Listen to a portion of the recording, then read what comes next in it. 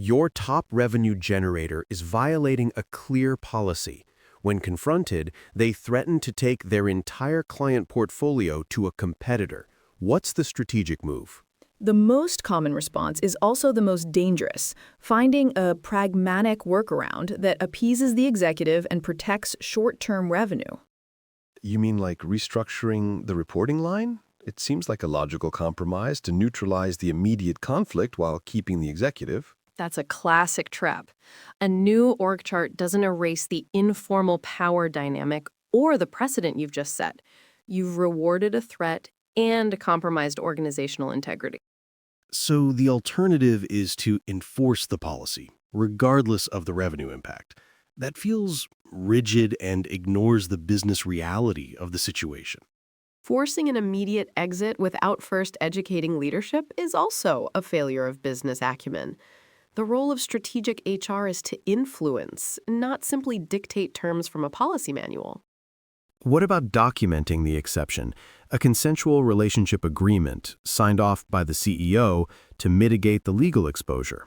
Documentation doesn't mitigate the primary risk. It codifies a cultural compromise and fails to address the VP's ultimatum, which is a form of workplace coercion.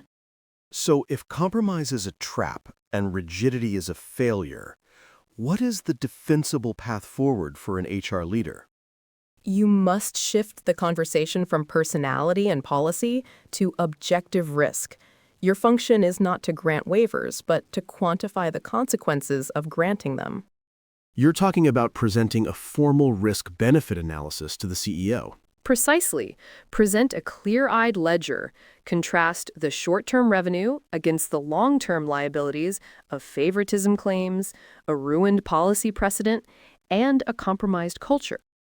The goal isn't to make the decision for leadership, but to ensure they make a fully informed one, understanding all downstream costs. Your job is to make the cost of a poor decision impossible to ignore.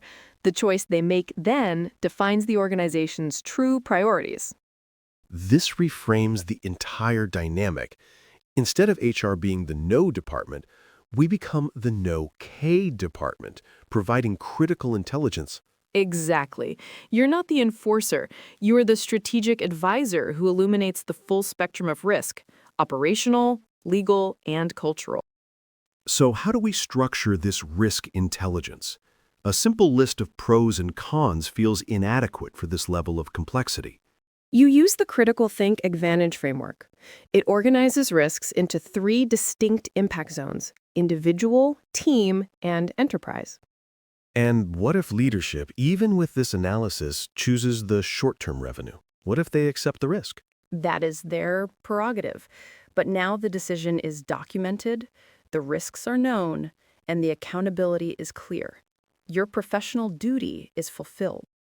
This approach requires a different kind of HR professional, not just an administrator, but a business partner with real influence. It requires developing strategic judgment, the ability to connect a single HR issue to the entire business strategy and communicate that connection in the language of leadership.